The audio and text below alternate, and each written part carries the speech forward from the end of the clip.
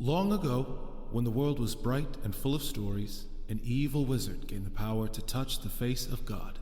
Narrativa, goddess of stories and weaver of our world, banished him to the void, but not before he stole a piece of her divine essence. With this newfound power, the wizard lay a dread curse upon all the world, the glyph purge, which struck from the minds of all mortals the knowledge of how to read and write. Now, all that stand between the Isle of Meotia and an age of endless ignorance are the bards, who tell stories of distant lands, exotic creatures, and brave heroes. This is one such tale. Hello and welcome to the latest and greatest Dungeons & Dragons podcast to hit the internet airwaves, challenge rating 0. I am Sam, your Dungeon Master, and I am joined, as always, by my longtime friends and adventuring companions. Hi, I'm Beth, and I play Rilla Longshadow. Keep going. I will. Sorry. Hi, I'm Brian, and I play Hector, the barbarian. And last but not least, we have the man who calls himself Sam, but who we call Sam Kemp, playing the Dungeon Master. I messed the game up. I'm sorry. Say hi, Parker. Hi, Parker. Okay. Well, that was fun. That was a fun little skit we did that you guys did. That was bad. So I guess we trade character sheets now, and that's how our D&D podcast is different from all the others. Oh my god, if you traded character sheets every session, that'd be horrible. I'm just going to toss this item.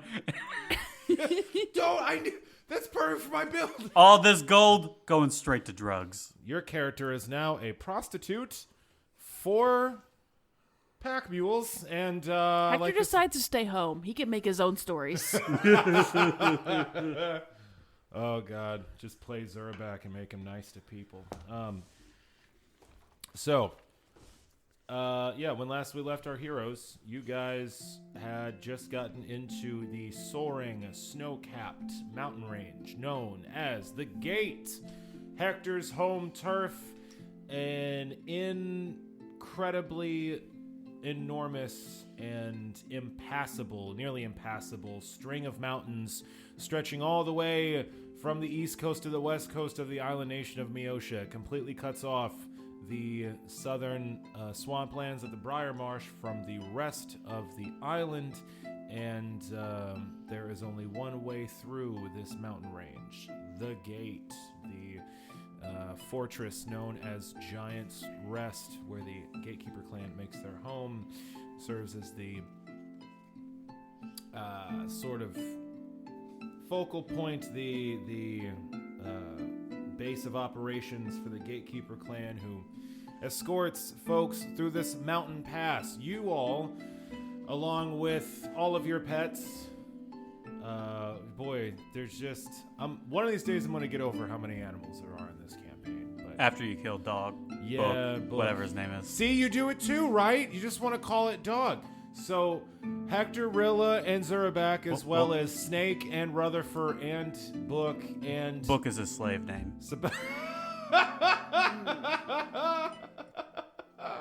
And the Bard Sebastian Weaver find yourselves... Did you count it as part of the pets? What? Because you listed the people, yeah, and then you listed the pets. Yes, I did. And then you added Sebastian. Yes, I did. Like he's a pet. Isn't he just a pet? That's kind of what you're saying. Is he not a pet at this point? I mean, he's small. He needs constant affection. And Do the horses that pull the carriage have names? They do have names. That's all I wanted. Okay. Carefully not asking what the names are, and I respect that. We'll get into that later. Horse 1 and Horse 2. No. Horse and his brother Horse. No. They have names. They're eldritch. Anyways, so you guys left finally the fucking Briar Marsh and made your way into the Gate. On your way north, your mission being to take the ancient grimoire you found in the Briar Marsh, the Stricken's grimoire, the very spell book of the person responsible for casting the Glyph Purge and thrusting all of Meotia into ignorance. You are taking this book north to the Bard's College at Everspring and the lore masters there who will be able to glean some knowledge from this ancient artifact. Once you got to the gate, Hector's homeland, you discovered that the pass has been blocked. There's been a large avalanche that has completely obstructed the wide and well-traveled road through the mountain pass known as the Gate, and the Gatekeeper clan is busy clearing out all this rubble. You all are left with only one means of traveling through this mountain range, the High Pass. A treacherous and far more arctic and jagged and oxygen-deprived route through the much higher, smaller passes in the gate. You all... Let's see what else happened. You also met Ilga Hilltopple, the halfling... Inga? Inga. What did I say? Ilga. Yep, I got it written on the paper right there in front of my face too, Inga. You know what it's up. Thanks for that, Inga Hilltopple. Who's Ilga? Her third daughter, who's not here right now. It's like he mixed Inga and Olga. Yeah, and I made did. A third name. A little aphasia there. That was fun. I'll put an Ilga in there somewhere. Squeeze one of those in. But yeah, you guys also met the merchant, Inga Hilltopple, the halfling trader whose caravan you will also be escorting through the mountains. She's got a caravan of 5 wagons, and her wagons and all of her guards ride on the backs of large hounds, outriders, which have saddled up these large dogs like horses to ride around. So, we begin our tale with you guys taking your first steps into the High Pass. It is incredibly cold. It is rocky, and the wind up here immediately is sharp, it is biting, and it is incessant. It tugs at the edges of your clothing. It rustles the canvas of the Hilltopple's wagons, and it freezes all of your extremities as it passes through. Breathe that crisp mountain air. Isn't this so much better? No. No. I suppose it is crisp, says Sebastian as he huddles in the driver's seat of his wagon, completely covered with blankets. How do you live like this year-round? You get used to it. Also, I have these magic boots. Oh, that's right. I want magic boots. Yeah. Hector is not only acclimated to this environment, but also has the advantage of his magical boots of the Winterlands, which keeps him completely normal body temperature no matter the setting, which is lovely. So Hector, you are killing it. Everyone else. Wait, what is it? What am I killing? The environment. What do I need to roll? Hector, that is... Yeah, let's focus on that for a second. So, there is a caravan moving through the mountains. This is your fucking job. This is your steez. This is your whole fucking thing. There is Sebastian's enormous Wagon of Wonders, this 20-foot long wagon made of wooden boards with enormous wheels pulled by a team of 4 horses. There are also 5 halfling-sized wagons pulled by these teams of dogs. And you and your companions, you are on guard duty, escorting some folks through the mountains. What is your position? What sort of stuff do you do? What's your protocol? I am at the front, obviously. Okay. In this specific instance, I am primarily keeping an eye out for any signs. Is it snowy here? It's just starting to snow. Okay. Yeah. So obviously, for any sort of prints in the snow ahead of us, but I am specifically keeping an eye out for anything that I think may be Grimlock related. I'm looking out for the goats. Yes, you are. Yeah, the mention of the goats that that Claudius talked about. Their creepy little The eyes. gatekeepers. Yeah, you know their eyes are rectangles. I'm sorry. That was confusing. You know their eyes are rectangles. Sebastian says to you, Zurabak, not me. There's a lot of layers. It's Dungeons and Dragons. You get it. Shut up. But cool. So Hector out in front. Go ahead and roll a survival check to guide your party through this rocky environment. Rilla, are you what are you doing as this train rolls on? Are you hanging out? Are you trying to scout? What are you doing? Scouting's not my skill. I'm buried in my fox fur winter clothes, probably sitting next to Sebastian, maybe trying to get under those blankets. Gotcha. Understood. Yeah, your lovely fox fur winter garb that you just bought off of Inga with the fox ears. You said, right? Yep. Yeah, that's adorable. Zurabak, are you now? It is. The road is made of barely smoothed out stone, and it's cold and it's blowing. Are you wearing any clothes? Are you taking any measures to safeguard yourself against the cold at all? I suppose I can roll a survival check I would if I were you. It's very, very cold. to predict the weather. Yeah, I'm going to predict the weather. To predict the weather? Okay. That's that druid shit. I actually have to look at what my skill bonus is because I rolled a 17 on my survival check. That's very good. It's very good. It's middle of the road. It's pretty fucking good for level 2 character. 17. The DC for predicting the weather is 15. I can predict up to 24 hours in advance. For every 5 points over that, I get another day. I got a 26. And so how many 5 points over is that? Is that 3 days of weather? Yeah, that's 3 days of weather. 3 days of weather? There's a blizzard rolling in. You can tell that immediately, which is hilarious.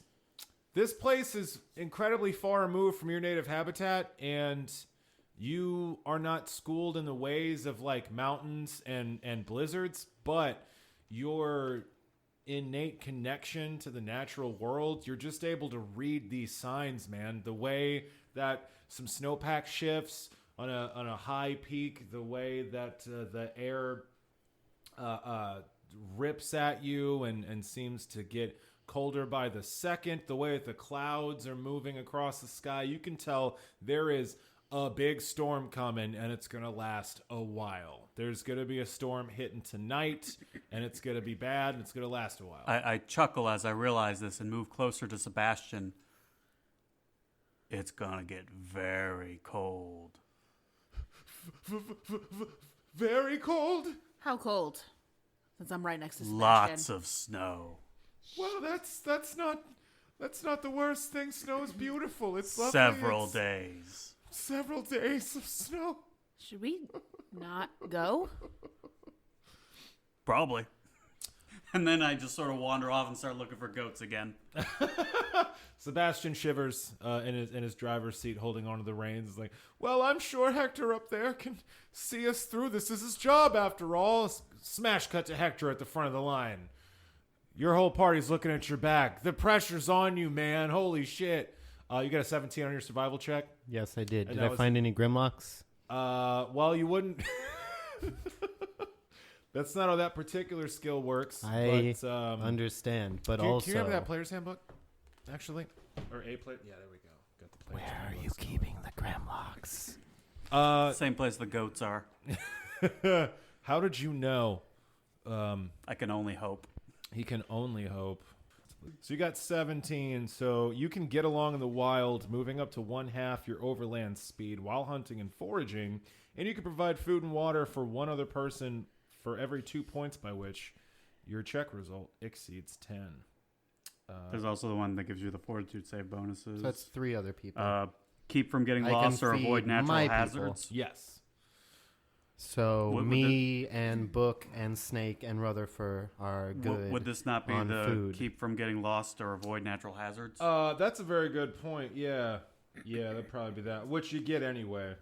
Yeah, so Hector, true to your namesake and true to your title, you are able to navigate these very treacherous environs very very well. You're able to guide your companions and their massive vehicles, which this path is not designed for, through these treacherous, narrow cliff sides with dizzying drops on the far side, through these really narrow, like rocky enclosures that almost block off your path at some point. You're able to navigate around parts that look like a bit of the road, but are actually just sheets of ice that crumble at the lightest touch. And because your boots of the hinterlands, not only do you not feel this bitter chill, but you are also able to traverse all this snow and ice with no problem. I think you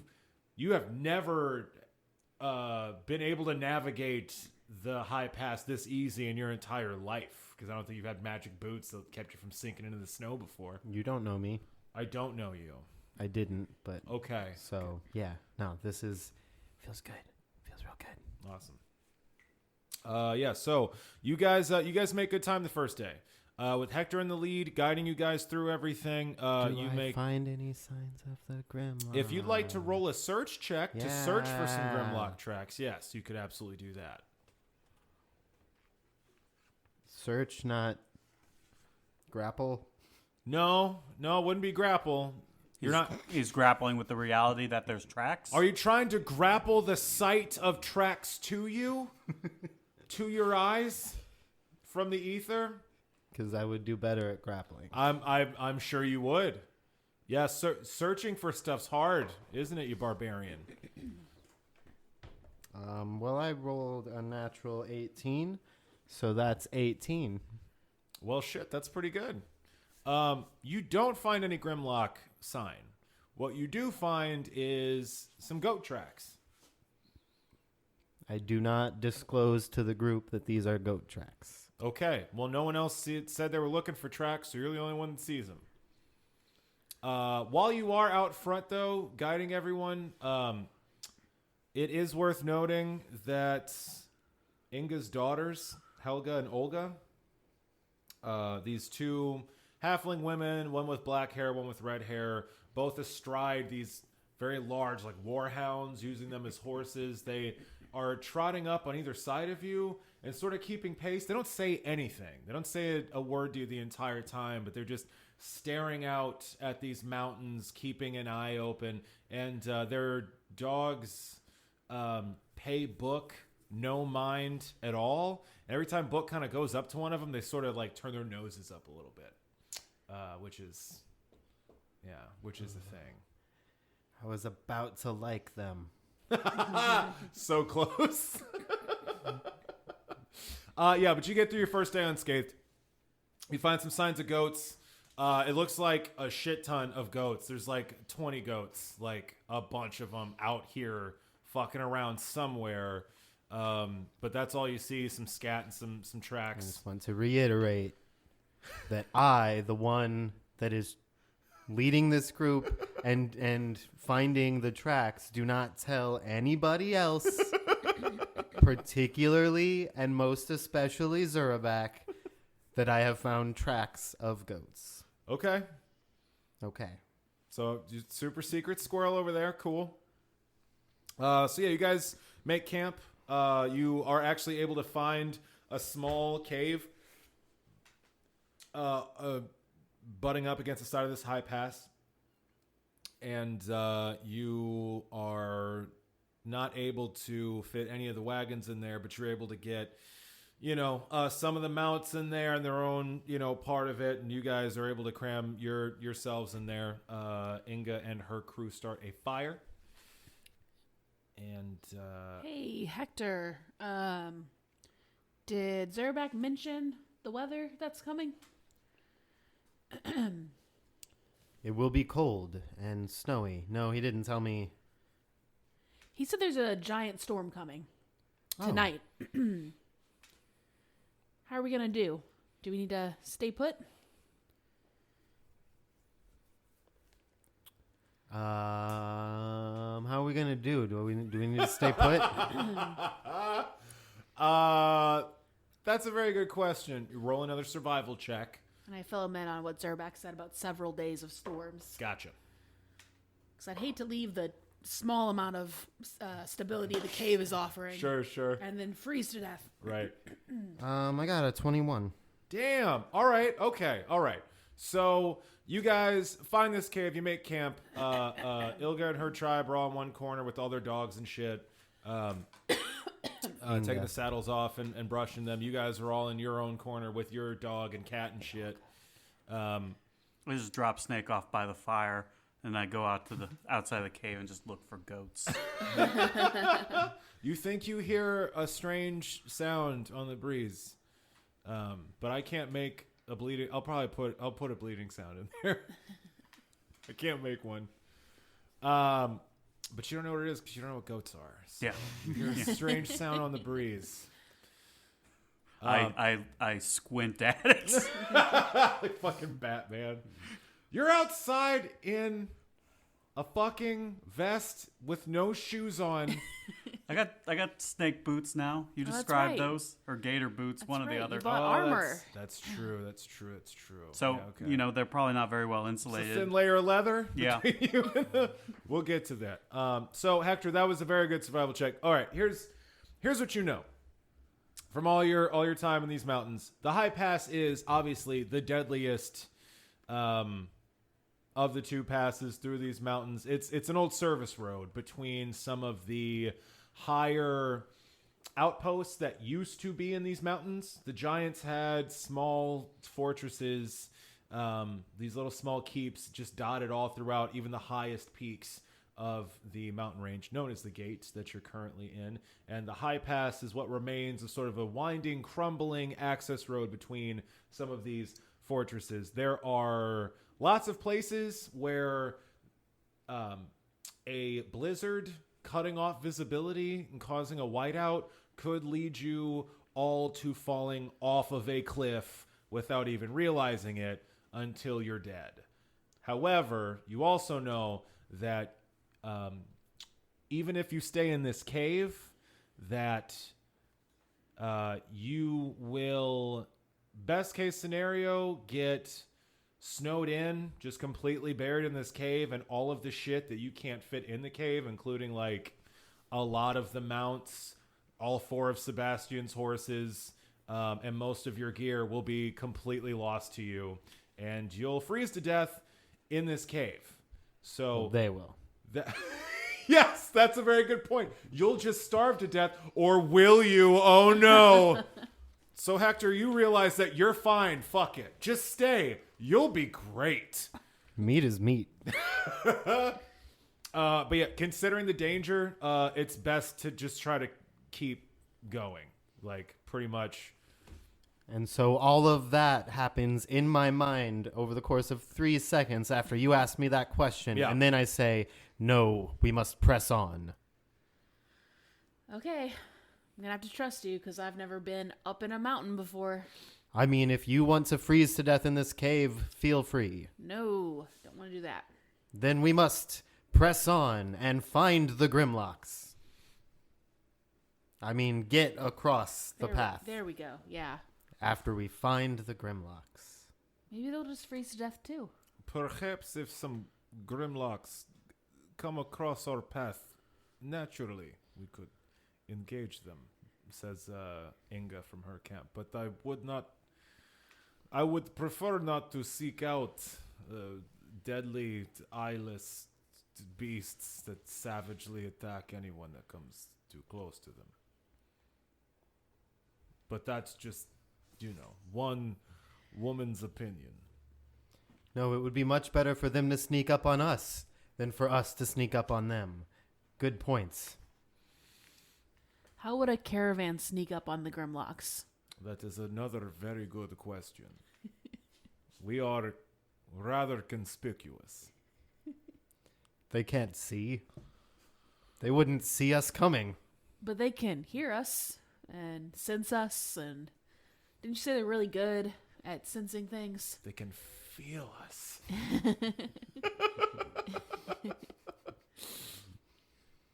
All right, so you have that realization. There's a big fucking storm coming, and as you guys bed down for the night, it starts coming in. Out the cave entrance, you can see giant clouds, just dark clouds rolling in, blanketing the sky, just blacking out all the stars and the moon. And you know, how many moons does Miosha have? 3. Fuck it, there's 3 moons. I don't give a shit. We're making this shit up. Later he'll say 4. Yeah, I will. I'm gonna Or no, 1. no. I'll make my own goddamn moon. I'm gonna write down With blackjack 3 and moons. hookers. I'm writing it, guys. I'm writing down 3 moons. Okay, there's What if 3 of them. what if we start another campaign in this world and all of a sudden say Parker wants 7 moons? Well, then some wizard cursed the world with 7 moons. It's the same. It's not a hard premise. So we got low moon and high moon. What do we call the mid moon? Moon, just the moon. Brunch? Ooh, I like brunch. No, you're the moon. Miosha's moon has 2. I don't know why we're building this fiction right now. Miosha's moon is actually has 2 small, like asteroids that orbit around it constantly. So the moon has 2 moons. So it's like a little atom in the sky. It's up a there. moon with moons. It's a moon with moons. The How many many moons, moons ago. do those moons have? Oh God, my brain. We have to go deeper. Anyway, so the storm rolls in, and you guys try to hunker down and go to sleep. You set the watch rotation. There are no problems. You guys don't hear anything or see anything during the night, and Just like a Grimlock. and when you wake up the next morning, it is bitter cold, and there is a solid 1.5 feet of snow. Well, before we go to sleep, I cast Endure Elements on myself. Oh, you cheating fuck! I was wondering when that was coming in. My other prepared spell is Bearing the Speak with lead. Animals. And Wow. I'm going to leave the third one up as a mystery. Okay. Yeah, I don't need to know it, I guess, technically, as long as you wrote it down. No, that's yeah, fine. I got it written down. That's fine. No, that's dope. Okay, so you I'll have that too one day. It's fine. Rilla's still chilly. All right, so no, that's great. So you guys go to bed, and Hector snug as a bug in a rug, just warm.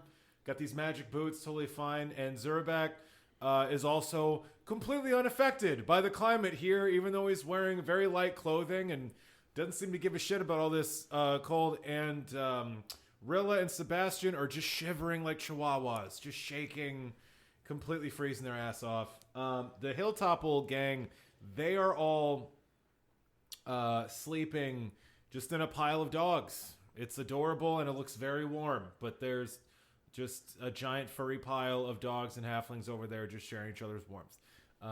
When you wake up the next morning, there's 1.5 feet of snow on the ground.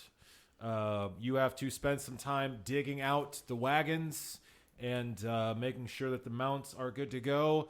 And it does not stop snowing as you wake up, as you dig out the vehicles, and as you continue on your way. Hector, go ahead and roll me a survival check to lead your party through this snowy, lofty path. What's up? 24. Holy crow, Hector. Jesus Christ. Survival is one of my best skills. Yeah. Is what I do. What are you, like a mountain man? Like a guide for the mountains?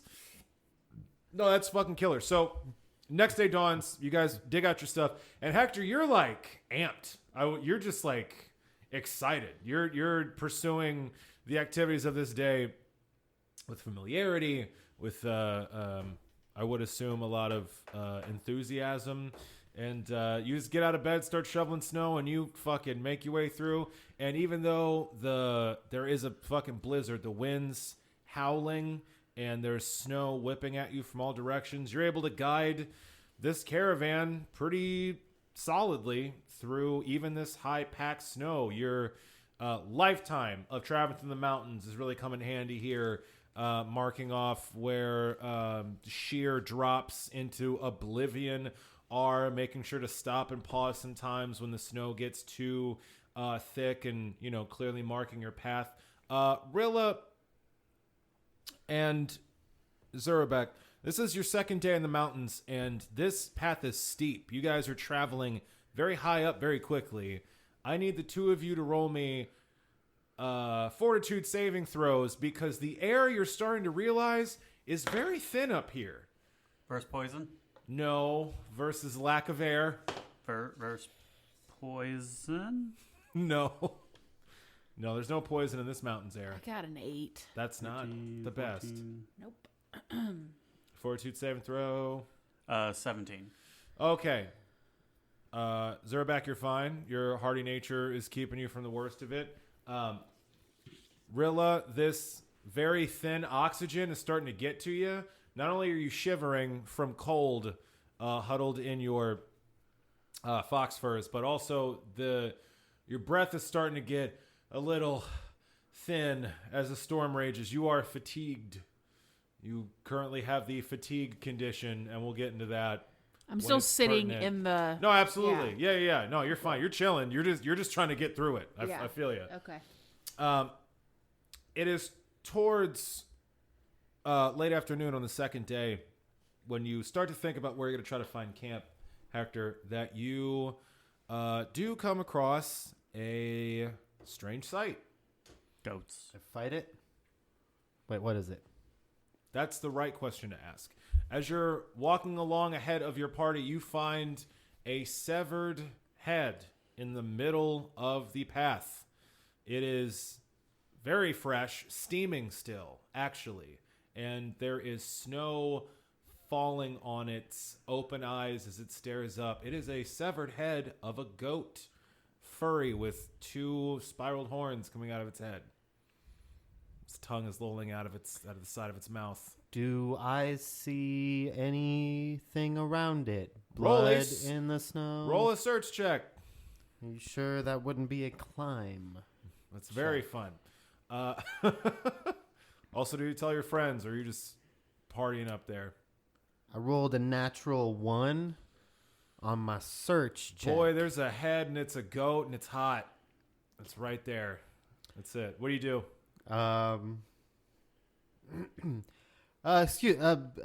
Zurabak, Rilla, you guys wanna, Is there anything I should see?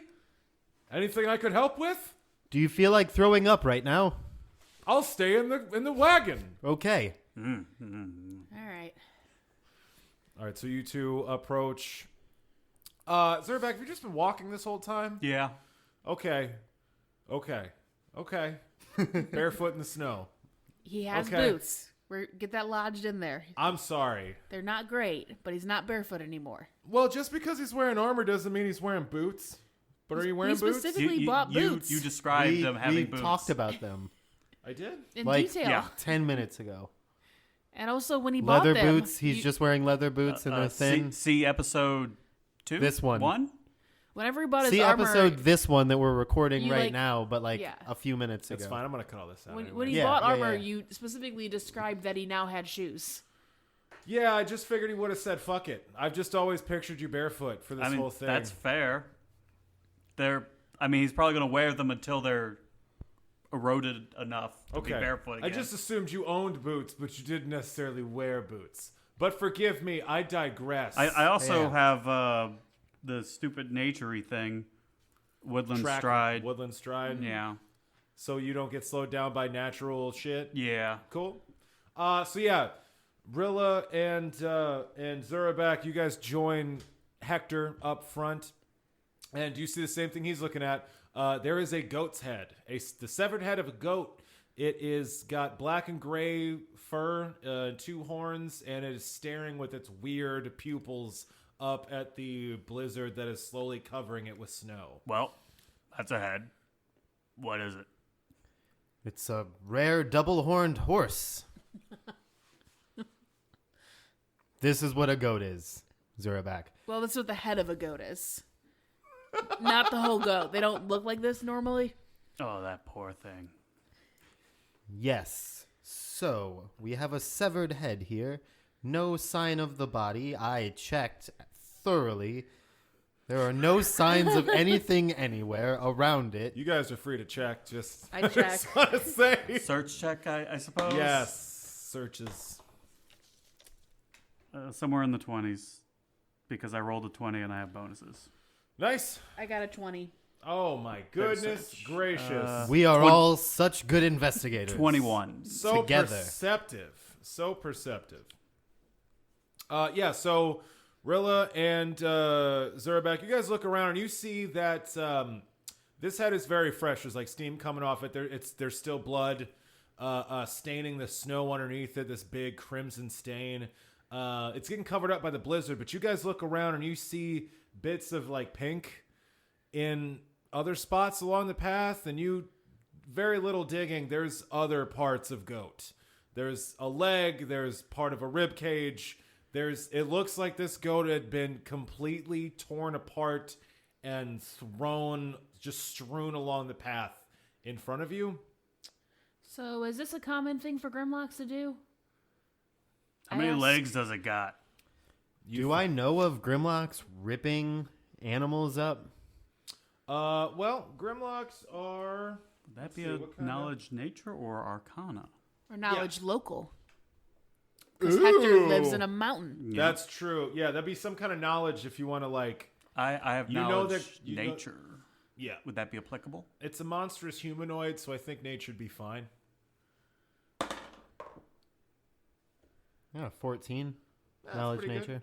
Grimlocks are savage creatures. 15. Okay. Neck and neck. So, Grimlocks are savage territorial creatures. They kill and eat pretty much anything that they can get their hands on. They, especially anything that's coming on their territory. Did this appear to be eaten or ripped apart? Well, if you guys want to really get in there and look at this stuff, it looks like it was just ripped apart. There's a lot of it. There's too much of it left for it to have been slaughtered for food. Yeah, that's what it seemed like. Okay. Yeah, so it looks like this thing was ripped apart, which is not outside of the realm of like Grimlock behavior. They usually stay underground in their caves, and if anything comes anywhere near their territory, they attack it furiously, sometimes eating it, and leave its body parts as warnings. They are a savage and brutal people. Yeah, it definitely seems like it could be Grimlock related. Little weird that they left so much meat behind. Okay. Well, I'm freezing. Is there, like, are we just on a sheer mountain pass? Is there any discernible caves around? That's a very good question. You guys are on a stretch of this path with there's a sheer rock wall rising up as far as you can see. To your left and to your right is a drop, a precipitous drop directly down. So you're on like a 15-foot wide, like little cliff. It's like wide enough for all the wagons and stuff to roll on, but you do not see any caves nearby. There is a lot of snow though, and there's just more and more snow as time goes on. This blizzard is still raging, and you can't see very far in any direction to really scope the situation. Everyone roll me listen checks.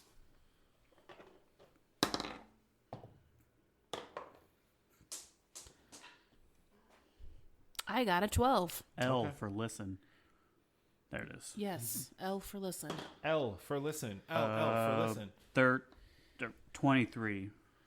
It's a very different number. 23. I was adding 9 plus 4. 23 is pretty and good. it's a 19. What you got? 18. 18. Okay, so yeah, Hector and Zurback, you two hear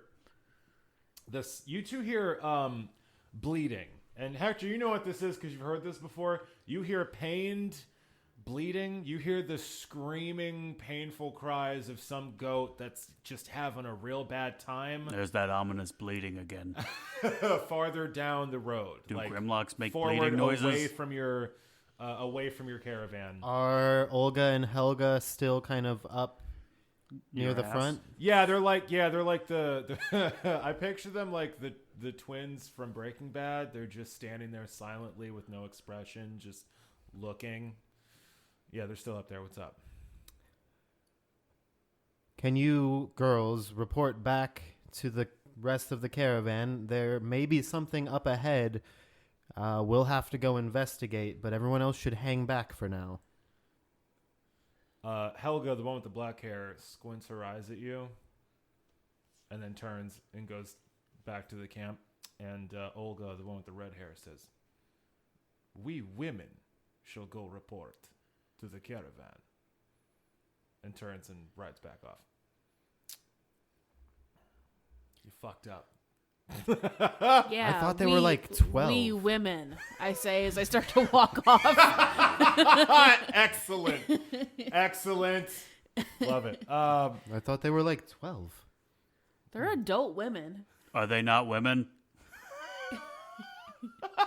They're just halflings. Zorback is confused. I grew up very, very, very much like not seeing other races, but I've seen a halfling. Are you okay? I just am not good at telling halfling ages. Oh my god, I love that. I don't know. Halflings, it's like, are they 38 or are they 6? I don't fucking know. They're the little cherubs. They got the pink cheeks. Who's to say? Nuanced. So Anyway. this seems like an ambush to me. How about you guys? It seems like they're killing some goats ahead. Doesn't sound like a planned ambush to me. That was a goat. Yes. We must save him. Oh yeah! Oh yes, I love it. Zerback, you take off along the Rilla, path towards the sound of the screaming Feel goat? free to stay Yes. behind, Rilla, but we must go ahead. And I also take off Oh my god. in that direction. So I love that scene so much. Wait, is that a goat scream? I must be away. Zerback rushes down the mountain path, and Hector takes off behind him. Rilla? I'm assuming I basically have asthma right now, right?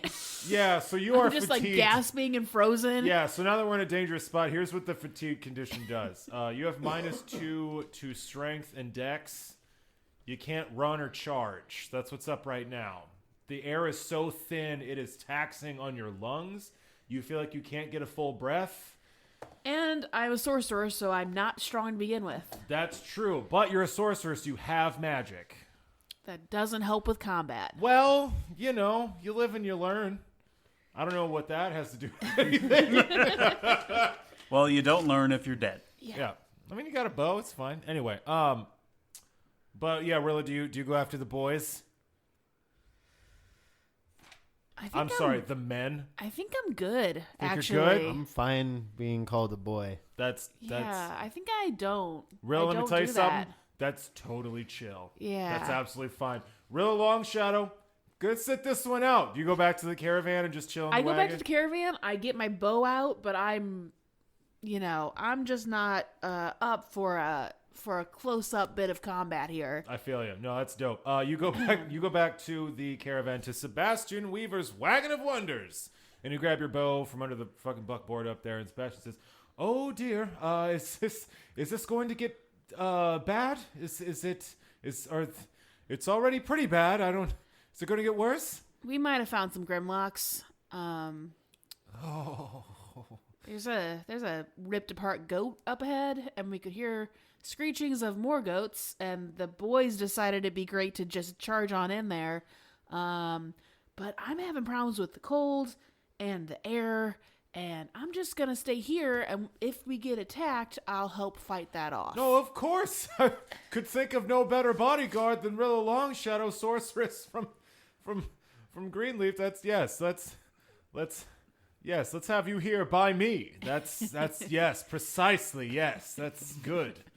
Absolutely. And he just starts looking around, and he pulls. You see him start to pull a knife out of his backpack, and then he looks at it and just shakes his head and puts it back in there. It's like, I'm not going to do anything with that. Smash cut to Zerabak and Hector running full force through the blizzard on the side of a mountain. Hector, with your Boots of the Winterlands, You don't even sink into the fucking snow. You are running full of grace and ease, not one slip through this stuff. And Zerback, you got the woodland stride? Yeah, I'm not impeded by it. You're not impeded. And I won't suffer any damage. That's very, very cool. Now, unless it's magical. Did you cast your Endure Elements this That morning? that lasts 24 hours. I cast it when we go to sleep. Ah, you smart cookie. Man, this guy. This guy? No, that's awesome. Let me see. Well, see, that's the thing. So Woodland Stride is literally undergrowth. Yeah, that's what I'm reading. So I'm not sure how that'll apply. Yeah, if there's some pine needles, you're going to fucking get right over those. But all that to say, Hector's a barbarian. Hector's got these boots. If you want to, you can far outrun Zerback. Do you want to keep pace with him? Yeah. Okay. So Hector's like jogging excited circles around you, Zerback, as you make your way ploddingly forward. Let us do this, brother. Ha ha. So yeah, you guys make your way, and after a few more steps along this path, the sound of the bleeding gets louder. You also start to hear some really awful, like, rending, cracking sounds. There's a couple splatters you hear. It's getting louder and more intense and visceral as you guys approach. The visibility is garbage because of this blizzard. You can see maybe 20, 30 feet in front of you before everything's just white. And as you make your way through, eventually you start to see a few more bits of gore. There's another goat leg. There's another goat rib cage, another head to the side.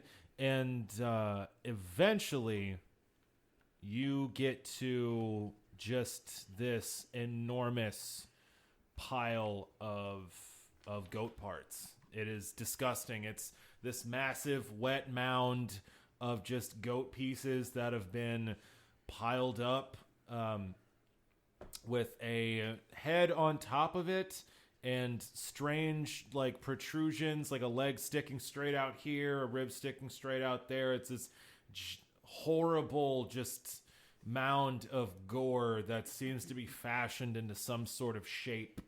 I draw my maul. In the snow?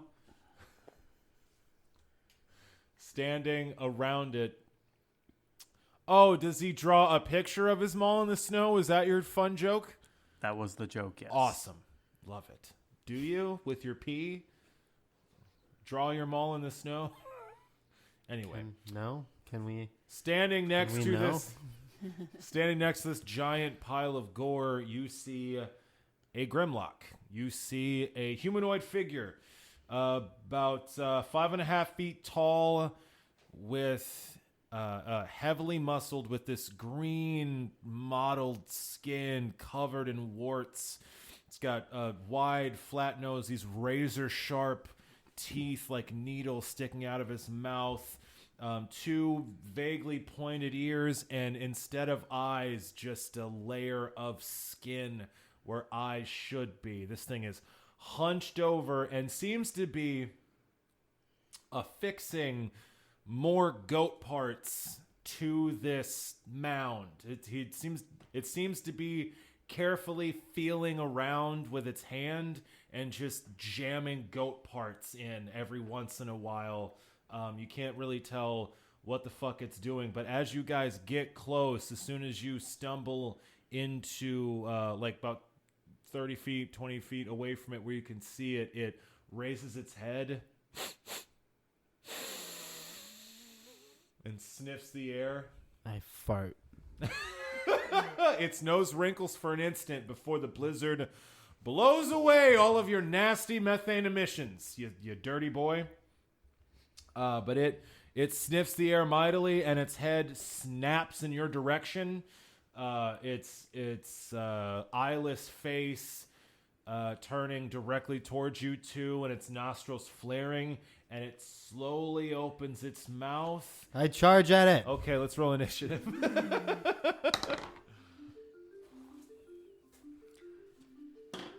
how many goats are in this goat pile, would you say? How much meat is contained within the goat pile? It looks like there's about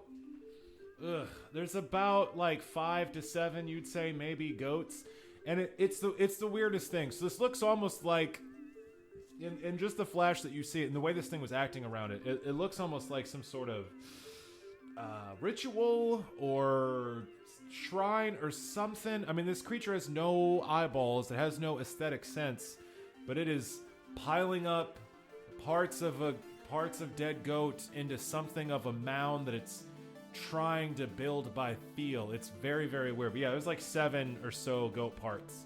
There's a goat head on top, and yeah, just like random limbs sticking out at crazy angles all over the place. Hector, what'd you get on your initiative? 14. 14 for Hector. And Zurabak, what'd you get on your initiative? 2. 2. Boy, sleepy today, huh? Sleepy. Hector, you go first. There is a Grimlock 20 feet away from you, standing next to a giant pile of disgusting goat parts that it seems to be fashioning into something. It's some horrible art project. It is gripping in its hand a jagged axe with a stone head, this primitive, wicked-looking device that's splattered in blood. And what do? I charge. Fantastic. You charge across the frozen ground, your boots of the Winterland providing you ample purchase, not even marring the fucking 1.5 feet of snow as you run forward and roll an attack roll against this creature. 19. 19. That is a very good attack roll, and that is going to hit this creature's armor class. You make contact with your maul, swinging your massive two-handed hammer, which is made of stone, right? You specified your maul has a stone head? Yes. Okay. And how much damage do you do? I did 13 points of damage. Ouchies. That's very good. That's very good. You... I say to the Grimlock. Good. You got to meet him on his own level. I get that. You surge forward over the snow and channeling the power of your clan, standing your ground, keeping that gate. You swing your maul and you smash this Grimlock. You cave his chest in. His ribs snap under the weight of your heavy weapon wielded in your powerful arms, and you sweep him from your path. Which way do you hit him? Do you hit him into the rock wall or over the cliff? Over the cliff's cooler, Yeah. but into the rock wall is more subtle. Okay, so you smash him into the rock wall. Yeah, his ribs snap, and he hunkers down and slides slowly to the snow. And as he does, you hear a horrible cackling language sort of radiating out from somewhere. That would make it the Grimlock's turn. You rush forward and you smash this guy into the stone, and he collapses, his ribs shattered, vanquished. And as he does, you hear this horrible clacking language, this weird cackling sound. Grimlock speak, and in front of you, like 10 feet in front of you and 10 feet behind Zurabak, the snow banks piled up in the corners of this path collapse, revealing 2 small caves that another pair of Grimlocks just jump out of, surprising you, as it were. And they are each going to try to swing one of these stone axes at our protagonist. So one of them's going to swing an axe at Hector, the gatekeeper, keeper of the gates. Just to Yes. clarify real quick. Yes. When you say surprising, are you taking these as flat-footed attacks? Like, are you taking these as surprise attacks? No. Okay, They're okay, not, no, they're no, not you're good, sneak you're good. attacking you just for They're narrative revealing fun. themselves Yeah, and then okay. attack. Yep. I have uncanny dodge, so I just wanted to let that be known if Gotcha. that was the case. But let's see. So that's 17 on the Grimlock's attack roll against Hector, the gatekeeper. Europe, that hurts me. Okay, so the first Grimlock comes out, flashing the stone axe covered with blood and roaring in this horrible cackling language, swings at you and hits you right in the shoulder. And find the right dice for that. If I was a good dungeon master, I'd already have that out. You take 3 points of damage as an axe just chomps right into the meat of your shoulder. This savage stone axe, almost blunt. The one behind Zurabak also takes a swing at Hector. I'm just kidding. Swings at Zurabak. Probably hits. Well, he got an 8 on his attack roll. Does an 8 hit you? All together? Yeah. No. Okay. Oh, you poor thing. So this creature lunges out from... It's close. Lunges out from the snowbank and rearing over its head, comes at you with the stone axe, and it glances off of the crocodile scales of your leather armor, doing no damage. It's a beefy hit though. These guys have some serious muscle mass, and so yeah, they just stand over you, sniffing the wind intensely, locking in on your position. Smash cut to Rilla Longshadow. Yep. You are sitting in the passenger seat of Sebastian Weaver's Wagon of Wonders, next to the Bard Sebastian, and with all the other wagons in the caravan. You hear with your keen elven ears, the yelp of a dog somewhere behind you. And then you hear a horrible clacking language that you've never heard before. Here we go. Sebastian says, What was that? Oh no, are they here? Is it happening? Think so. Oh, what do I do? No, I know what to do. As he hides himself in the blankets. Let's roll initiative real quick. There's where I roll the 20. Which 23. 23, nice. Crit. All right, Sebastian got that number, and the bad guys got that number, if there even are any. There are. So Rilla, you are the first to react. You can get a look around just by standing up in your seat, just for free, if you want to do that. Just first off.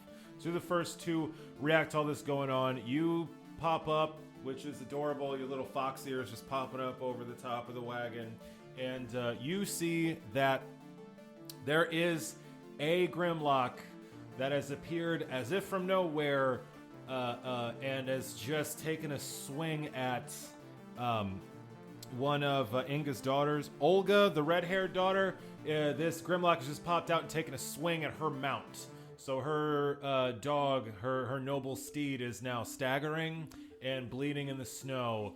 They're about 30 feet away from you. Snobby bitch. Boy, wow. You called her a child. You called her a girl. She's obviously a fierce warrior. I'm talking outrider. about the dog that was rude and snobby to my dog. That Oh. dog is a snobby bitch. I'm sorry. And I hope it dies. I'm sorry, Brian. I'm sorry. You know what? You're right. Let's get another take on that, and we'll react knowing what we know now. Go ahead. You see this dog? Snobby bitch. I didn't give you What? the set. Okay. Let's do it again one more time. So you see this dog get hit by a Grimlock axe, and it's stumbling and bleeding. Ha ha ha ha ha. Ha ha ha ha ha. Snobby bitch. Got him. Anyway, Rilla, what do you do? Because it's your turn. It's Rilla's turn. So Yeah, Hector's just laughing. You're in the mountains. one that made I that know, a 3-take thing. Okay. I'm impossible to please. I'm gonna Yeah, cut that you out. really That's are. fine. Okay, well, I'm not getting off this wagon. Of course That's not. for sure.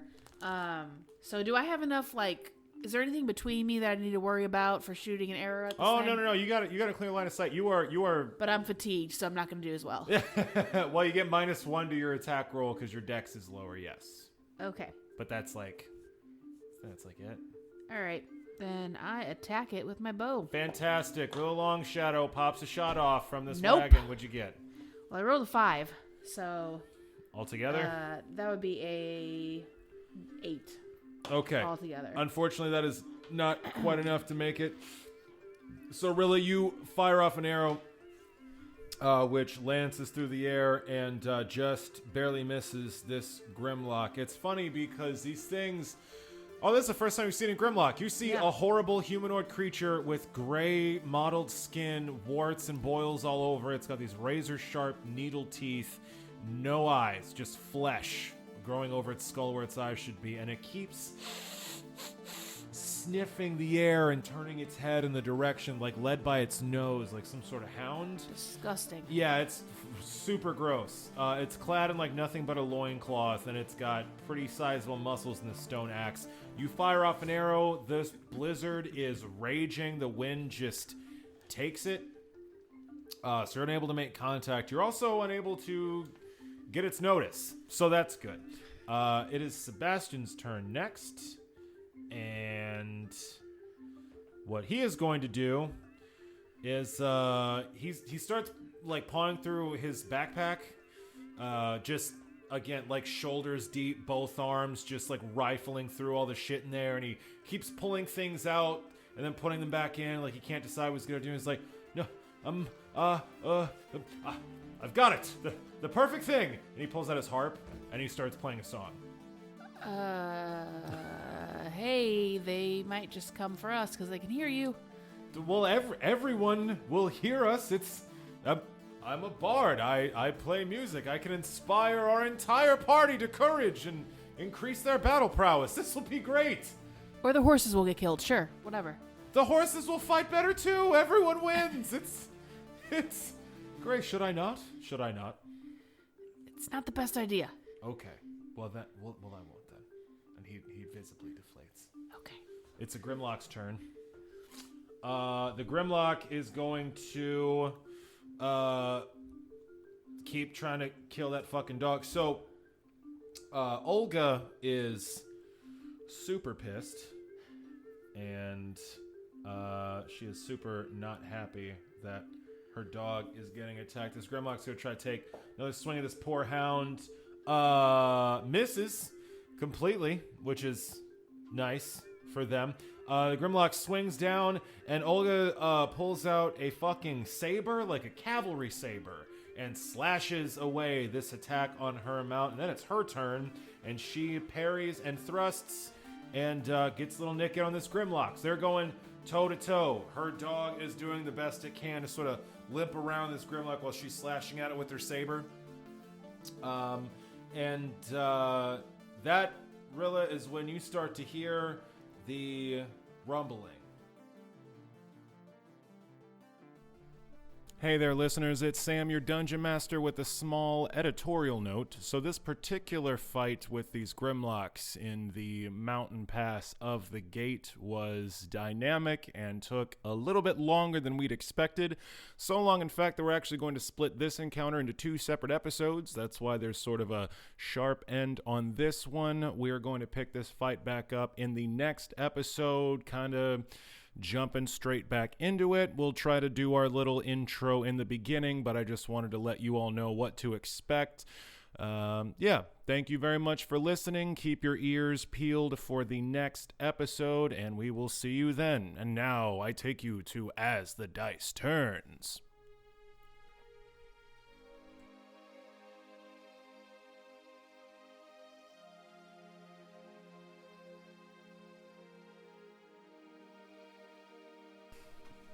Hello there, and welcome again to As the Dice Turns, the podcast after the podcast, where we take a deep dive into our player characters' psychology, their anxieties, their triumphs, their fears, their strengths and weaknesses, where we try to get a deeper understanding of our player characters as people.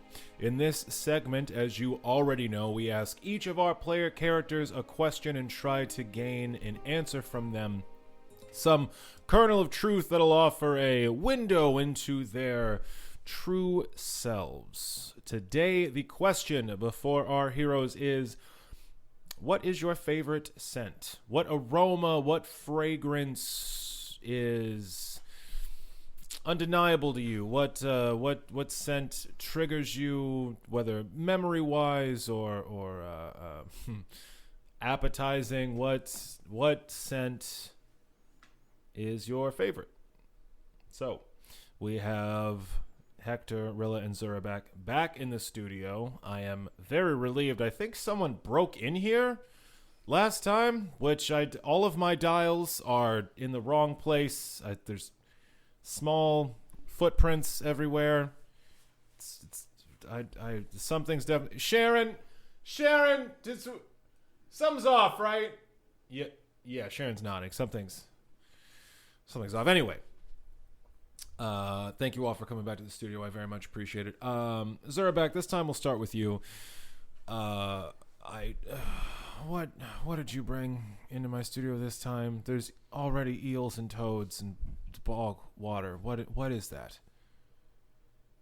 You'll like this. Oh, I don't know if I will. What is it, Zurabak? What have you brought into my studio? What have you added to your terrarium of swamp life? Well, I noticed the water was escaping, so I brought more. Oh, excellent. See, I knew you'd like it. Yes, lovely. More rancid, brackish water to delight the careful instruments I have. Anyway, suppose I'll make do. I'm a professional. So, Zurabak, the question lies before you. What is your favorite scent? The water I brought. Well, that's a heavy answer and one with a example right in front of us. I know I'm going to regret this, but I guess let me get in there.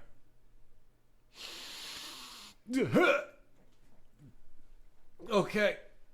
And what is it in particular about this very fragrant water that you find so intoxicating?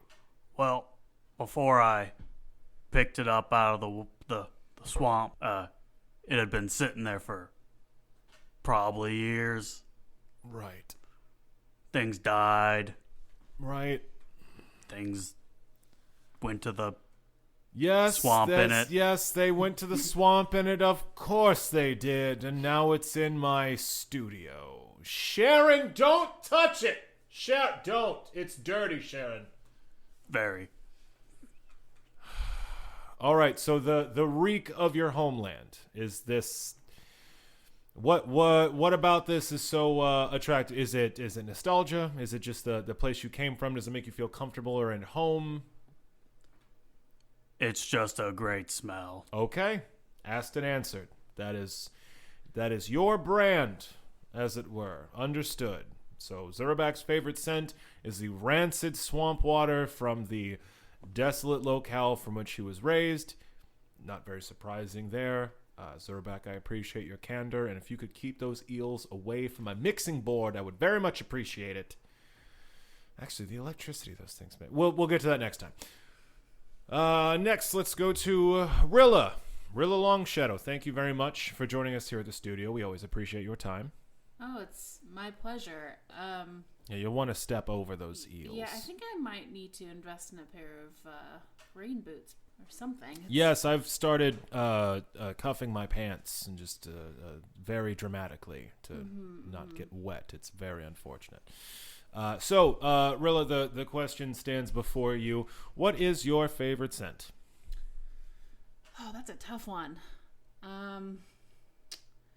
I think my favorite scent is probably the smell of cinnamon in the air. Cinnamon, interesting. Yeah.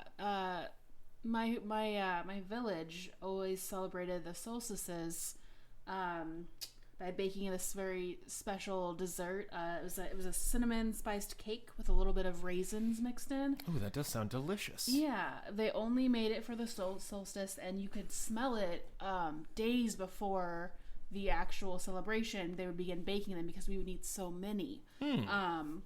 And solstices were always wonderful times for me because the whole village in celebration would dress up as nature spirits. So we'd all wear masks, and I could blend in with my family and neighbors and was not the sorcerer for a day. That is fascinating. So your favorite scent is the cinnamon the scent of cinnamon that would waft through the village of Greenleaf during your solstice celebrations, which would allow you a rare opportunity for anonymity, hidden behind the mask of a nature spirit, so you could freely move amongst your people. Yes.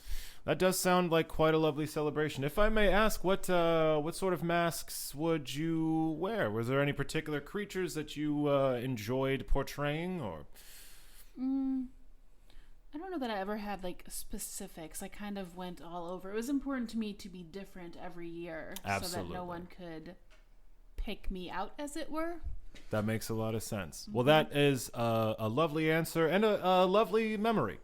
I can only imagine what it'd be like to stride through the Springvale forest with that lovely aroma wafting from every home. That's lovely. Thank you for sharing that, Brilla. No problem. I'm going to get out of the studio now. Yes, please, quickly evacuate. And so last but never least, Never. Hector, the gatekeeper, keeper of the gates, thank you so much for stopping by the studio. Always a pleasure to see you. Always a pleasure to be here. So, Hector, the question stands before you.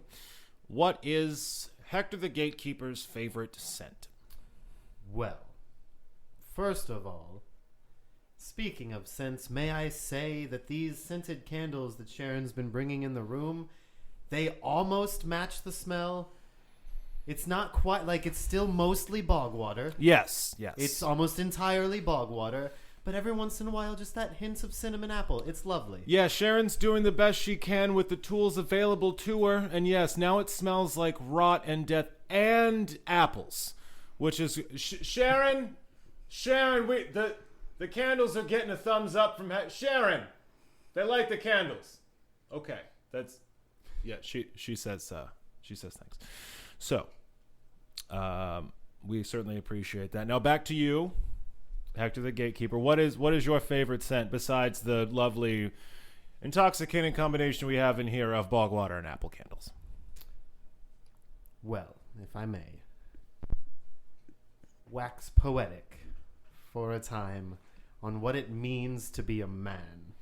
Well, now is the time to wax poetic. That's what As the Dice Turns is for. Please. I would think that many cultures and many people have different thoughts on what makes a man when he grows from a boy to a man. And I know what I thought, what my ideal was. From a young age, we start doing work for the clan. We are a simple folk, and the tribe has a lot of difficult physical labor involved in maintaining everything. Mm-hmm. And so from a young age, you start helping out, but it's not until you're a little bit older that after a hard day of work, you can sit back with your friends and your family. And I remember the day I was 10 years old when my brother Eric first gave me a sip of his ale. Ah. The first drink of a gatekeeper. Yes. I immediately threw up. But that was the day I became a man. And so every time I bring a cup of ale to my lips and that scent hits my nose, I think, yes, I am a man. Well, that is a lovely mark of passage. It's a lovely ritual to foster a gatekeeper into adulthood. That sounds like quite a fun time, and I'm sure we all remember our first drink. I didn't throw up immediately at mine, but have you ever tried Gatekeeper Ale? It's quite strong stuff. Hector, I've asked you on several occasions to smuggle Sharon and myself some Gatekeeper Ale, and you keep saying no. I keep meaning to surprise you. It just ends up drank along the way somehow. Sure. So your Hector the Gatekeeper, your favorite scent is the scent of ale, as it reminds you of your status as a grown adult, a warrior worthy of respect, a full-fledged member of your clan. Yes. That is a lovely answer. Again, I appreciate your candor, and I appreciate all of your candor. Thank you all so much for coming back to the studio. You were dreadfully missed last week, and I hope that we can keep making room in your busy schedules to do these little questions. I know that they've been enlightening for me myself, and that will do it for us today here on As the Dice Turns, the podcast after the podcast. Sharon and I would like to thank you all so much for listening, and until the next time, dear listeners, keep those dice rolling. Hey there, listeners. It is Sam, the Dungeon Master, and got a couple plugs here at the end of the show, if you will indulge me. As usual, our theme song and most of the music you hear on our show was made by the harp wolf Danielle Williams. You can find more of her beautiful music at danielletaylorharp.bandcamp.com. She has a new album out called Why Are We Surprised When Seasons Change? It's a real club banger. And again, you can check that out at danielletaylorharp.bandcamp.com.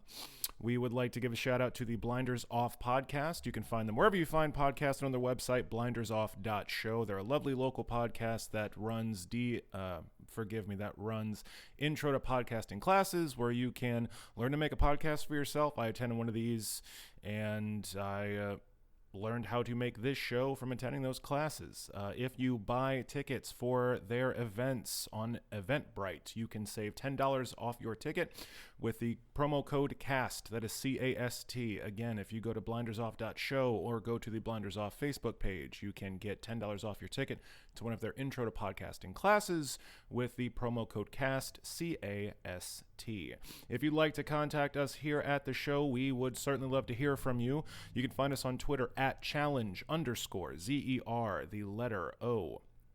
We have an email address if you would like to submit a question for our As the Dice Turn segments. If there's anything about our player characters or about the campaign in general that anyone has a question about, feel free to email us. That is challengerating0, that is ZER, the letter O, at gmail.com. Challengerating0, all one word, at gmail.com. We are running low on As the Dice Turns questions, so if anyone has anything they'd like to ask our protagonist, please go ahead and send those in with As the Dice Turns in the subject line, and your question could be on this show. We'd love to get some audience participation in this, so don't be shy. You can hit us up on Twitter. Beth is at Dragon N Distress. That is Dragon, the letter N, Distress.